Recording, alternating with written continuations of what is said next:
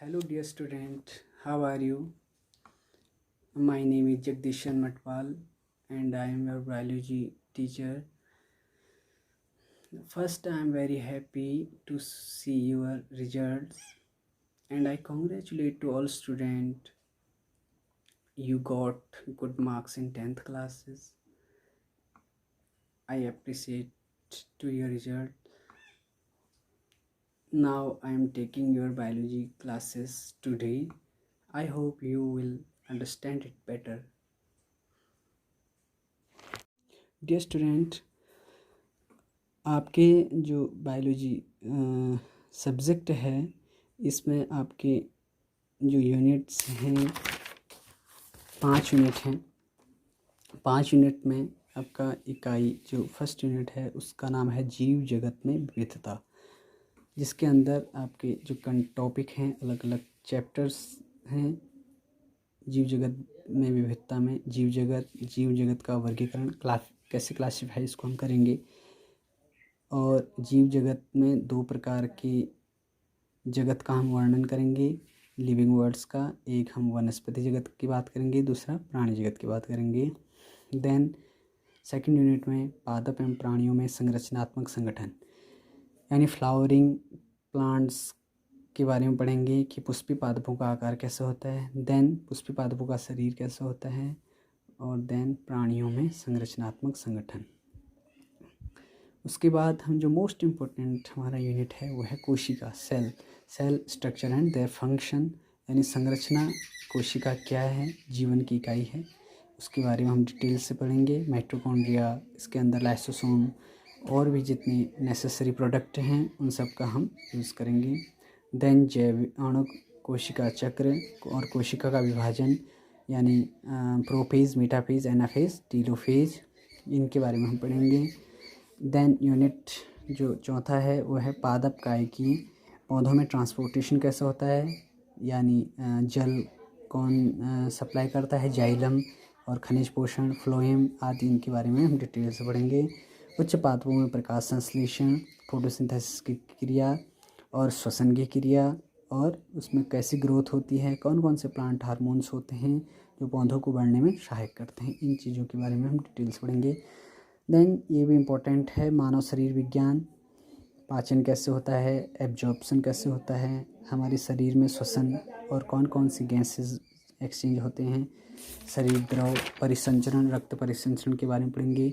Then उत्पाद, उत्सर्जी उत्पाद कौन कौन से, यूरिया एक्सेट्रा, गमन कैसे होता है, संचलन तंत्रिका, नर्व्स कौन कौन से हैं, और रासायनिक समन्वयता एकीकरण, इनके बारे में हम डिटेल से बात करेंगे। आइए फर्स्ट चैप्टर के कुछ टॉपिक्स को हम समझने का प्रयास करते हैं।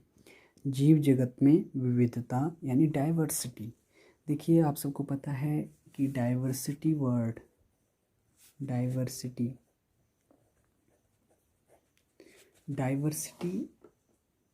विविध, एक रूप के अनेक रूप, यानी बहुत सारी रूप। आप इसको इस वे में ले सकते हैं कि जैसे कोई प्रजाति है तो प्रजाति की बहुत सारी अन्य उप प्रजातियाँ होती हैं, तो उसकी वैरायटी क्या होती हैं, बढ़ती जाती हैं। तो ऐसे ही जीव जगत में कौन कौन सी डाइवर्सिटी है, कैसे वो जीव जंतु रहते हैं, उनके हैबिटेट कैसा है, उनका हैबिचुअल कैसा है, ये सब चीज़ें हम इसमें डाइवर्सिटी में पढ़ेंगे। बात करेंगे द लिविंग वर्ल्ड की, जीव जगत की। जीव माने होता है वायु, यानी जिसमें जीवन है, और जगत मीन्स क्या होता है, संसार या वर्ल्ड। तो डिस्क्राइब करते हैं बायोलॉजी से, बायोज मीन्स क्या होता है, लाइफ। जैसा कि आप जानते हैं कि जीवन है तो हम उसको क्या कहेंगे, जीव कहेंगे। जिसमें जीवन है दैट इज़ कॉल्ड बायोज। और लॉजी, या आप इसको डिस्कोर्स भी बोल सकते हैं या स्टडी भी बोल सकते हैं, यानी अध्ययन। तो किसका अध्ययन, जीवों का अध्ययन, जीवन का अध्ययन। तो विज्ञान, हम यहाँ ऐसा कह सकते हैं, विज्ञान की वह शाखा जिसके अंतर्गत जीवधारियों के हैबिटेट, यानी वह किस अवस्था में रह रहा है, किस और उसका जीवन चक्र कैसे यापन हो रहा है। तो इन सब चीज़ों का हम जब अध्ययन करते हैं तो उसको बोलते हैं हम बायोलॉजी या जीव विज्ञान। जीव विज्ञान की 2 शाखाएं हैं, एक है जूलॉजी और एक है बॉटनी। यानी जूलॉजी को हम बोलते हैं जू और लॉजी, फिर वही वर्ड्स हम इसको डिस्क्राइब करेंगे। जू मीन्स होता है एनिमल, जू मीन्स होता है एनिमल यानी पशु, और लॉजी मीन्स क्या होता है डिस्कोर्स या स्टडी, यानी जिस शाखा में हम जंतुओं का अध्ययन करते हैं उसको बोलते हैं जूलॉजी। और बॉट मीन्स होता है वनस्पति से संबंधित है, हर्ब्स और ट्रीज से संबंधित है। तो जिस शाखा में हम वनस्पतियों का, पेड़ पौधों का, उनकी हैबिचुअल का, उनकी लाइफ साइकिल का अध्ययन करते हैं उसको हम बोलते हैं बॉटनी या वनस्पति विज्ञान। फादर की बात करते हैं, जूलॉजी और बायोलॉजी, फादर ऑफ बायोलॉजी हैं एरस्तु या एरिस्टोटल। और जो बॉटनी हैं, बॉटनी के जो फादर हैं वो थियोफ्रेस्टस हैं, यानी सर्वप्रथम जो बायोलॉजी नाम दिया है तो वो दिया है लेमार्क और ट्रेविरेनस ने। ठीक है, लेमार्क और ट्रेविरेनस ने 1802 में नाम दिया है बायोलॉजी का। अब बात करते हैं कि जीव आखिर है क्या, व्हाट आर लिविंग बीइंग्स। अब आप अपने आसपास देखते हैं कि बहुत सारे पशु पक्षी, जीव जंतु, कीड़े मकोड़े, सभी चीज़ों को देखते हैं जो कि चलते हैं। तो ये सब क्या हैं, जिनमें जीवन है या जिनमें सजीव हैं कह सकते हो आप, वो क्या हैं, they all are living beings. और इनको हम निर्जीवों से अलग रखते हैं। तो निर्जीवों से अलग रखने का इनका कारण क्या है। सर्वप्रथम एट फर्स्ट ये क्या करते हैं, वृद्धि करते हैं। कोई भी कोशिका है वो क्या करती है, वृद्धि। इनमें कोशिकाएं हैं, चाहे प्लांट्स ले लो चाहे एनिमल्स ले लो, तो ये क्या करते हैं, ग्रोथ करते हैं, इनमें वृद्धि है। दूसरा प्रजनन करते हैं, इनमें रिप्रोडक्शन होता है। प्लांट्स को ले लो आप, इनमें एसेक्सुअल रिप्रोडक्शन होता है, अलैंगिक जनन। कोई प्लांट्स होता है उसको आप ऐसे कट कर दो, दूसरी जगह पे लगा दो। बहुत सारे ऐसे गुड़हल हैं और भी प्लांट्स हैं, उनको ऐसे आप ज़मीन पर रोप दो तो हो जाएगा। तो वृद्धि कर रहा है, प्रजनन कर रहा है, उसमें असेक्सुअल रिप्रोडक्शन हो रहा है। उपापचय, मेटाबॉलिज्म की क्रिया हो रही है। हम खाना खाते हैं, फिर उसका पाचन होता है। देन स्टमक में, आमाशय में पाचन होता है, बड़ी आंत छोटी आंत में जा कर के, उसके बाद देन एक्सक्रीशन होता है। तो इस प्रकार से ये कुछ गतिविधियाँ होती रहती हैं, जिन कारण हम इनको क्या करते हैं, क्या कहते हैं, सजीव कहते हैं। अब जीव जगत में विविधता की बात करते हैं, जो कि बहुत इम्पोर्टेंट है, हमारा डाइवर्सिटी। इनमें देखो, पृथ्वी पर बहुत सारी प्रजातियाँ पाई जाती हैं। प्रजातियाँ पाई जाने के कारण क्या होती है, उनमें विविधता भी आती है। यानी अभी तक 1.7 मिलियन लगभग इतनी प्रजातियाँ ज्ञात हैं, स्पीसीज ज्ञात हैं। इतनी स्पीसीज 1.7 मिलियन स्पीसीज हमें ज्ञात हैं। और अभी भी निरंतर कई जातियाँ तो ऐसी हैं जिनके बारे में पता नहीं है, उनकी बातें हो रही। अब क्या हम इतनी जातियों के नाम, अब जैसे केंचुआ है, हमको पता था केंचुआ क्या है।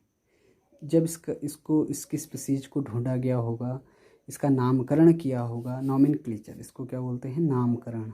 क्योंकि इतनी सारी स्पीसीज हैं जिनका नॉमेनक्लेचर किया जाना बड़ा अनिवार्य है, बिना उसके हम इसको नहीं जान पाते हैं। तो नॉमेनक्लेचर, जब इनका केंचुआ है, इसका नामकरण रखा गया, नाम रखा गया केंचुआ।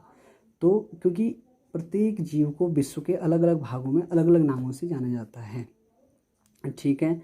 तो इनको वैज्ञानिकों ने एक प्रक्रिया अपनाई कि इनको एक आसान बनाया जाए, क्योंकि अब इंडिया में इसको केंचुआ बोल देते हैं और कई और जगह फॉरेन कंट्रीज़ में कोई और नाम से बोलते होंगे। तो इस प्रकार से कि कैसे इसको जाना जाए कि ये केंचुआ है, इसका एक ही नाम रखा जाए, वैज्ञानिक नाम। तो इस प्रकार से इनका क्या किया, नॉमेनक्लेचर किया गया।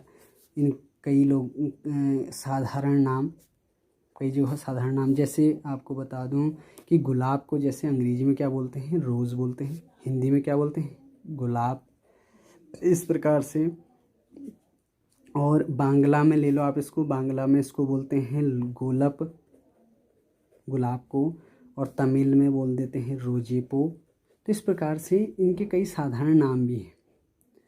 तो इन साधारण नामों से हम इसकी व्याख्या नहीं कर पाएंगे, इसलिए हमने इनका क्या रखा, वैज्ञानिक नाम रखा। इसका एक ही वैज्ञानिक नाम रखा, रोजा इंडिका, रोजा इंडिका। तो एक वैज्ञानिक नाम हमने इसका रख दिया रोजा इंडिका, जो कि अमेरिका में भी होगा, इंग्लैंड में, फ्रांस में, ऑल ओवर कंट्रीज़, जहाँ जो कोई भी कंट्रीज है उसमें इसका नाम क्या हो जाएगा, सेम रहेगा। अब बात करते हैं द्विनाम पद्धति की। द्विनाम पद्धति, इसको बोलते हैं बाइनोमियल नोमेनक्लेचर। बाइनोमियल कुछ नहीं है, द्वि मतलब होता है टू, बाई माने भी टू होता है, अपनी केमिस्ट्री में बड़ा होगा। मोनो, बाई, ट्राई और टेट्रा, पेंटा, हेक्सा, हेप्टा, अदर मतलब हेक्टा, नोनिन, डेकेन, इस प्रकार से आपने इसके नेम पढ़े होंगे। कोई टिपिकल नेम नहीं है। द्विनाम मतलब दो नाम, किसी स्पीशीज की दो नाम होना क्या कहलाता है, द्विनाम पद्धति कहलाता है। इसको सर्वप्रथम जो है कैरोलस लीनियस सर ने देखा था, या उसका नाम दिया था द्विनाम पद्धति किसने दिया था, कैरोलस लीनियस। इनकी एक बुक थी, उसका नाम था सिस्टेमा नेचुरी, सिस्टेमा नेचुरी नामक इन्होंने अपनी बुक में द्विनाम पद्धति को प्रकाशित किया है। इस द्विनाम पद्धति में क्या होता है, इन्होंने सिंपल सी दो चीज़ें कही थी। एक होगा वंश का नाम जिसको बोलते हैं हम जीनस, और दूसरा होगा जाति का नाम, इसको बोलते हैं हम स्पीशीज। यही द्विनाम पद्धति है। अब कैसे हम इसको डिफाइन करेंगे, अब थोड़ी एक उदाहरण से मैं आपको समझा देता हूँ। जैसे आप आजकल आम हो रहे हैं, आम का वैज्ञानिक नाम है, क्या नाम है आप सबको पता होगा, मैंगीफेरा इंडिका। देखो द्विनाम पद्धति के कुछ नियम भी हैं, अभी मैं आपको बता दूंगा। एक तो ये अंडरलाइन होते हैं, अलग अलग अंडरलाइन, मैंगीफेरा अलग होगा, इंडिका अलग होगा। दूसरा ये इटैलिक्स होंगे, इसको भी मैं बता भी दूंगा और नोट्स भी प्रोवाइड करा दूंगा। मैंगीफेरा देन इंडिका। सबसे पहले तो ये इटैलिक्स में होने चाहिए। इटैलिक्स मीन्स होता है तिरछे में, तिरछे ऐसे तिरछे छपे हुए होने चाहिए। और अगर तिरछे नहीं हैं तो अगर हस्तलिखित हैं, जैसे मैंने अपने हाथ से लिखा है मैंगीफेरा, तो इसको अंडरलाइन कर लिया है।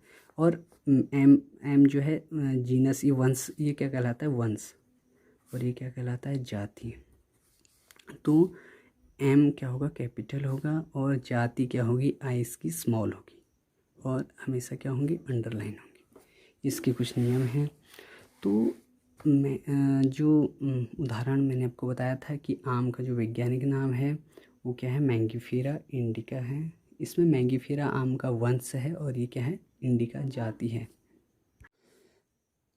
तो जो द्विनाम पद्धति की चीज़ें थी आपको क्लियर होगी कि एक पहला क्या है, वंश का नाम, दूसरा जाति का नाम, जिसको कैरोलस लीनियस ने अच्छे से डिफाइन करा था।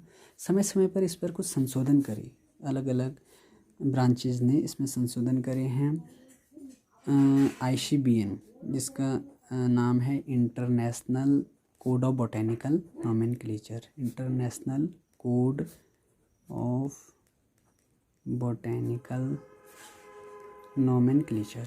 उसी प्रकार ICZN international code of zoological nomenclature, international code of zoological nomenclature. उसी प्रकार international code of bacteriological nomenclature. तो इन्होंने समय समय पर इस पर क्या किए हैं, संशोधन करे हैं अनेक अनेक नामों में।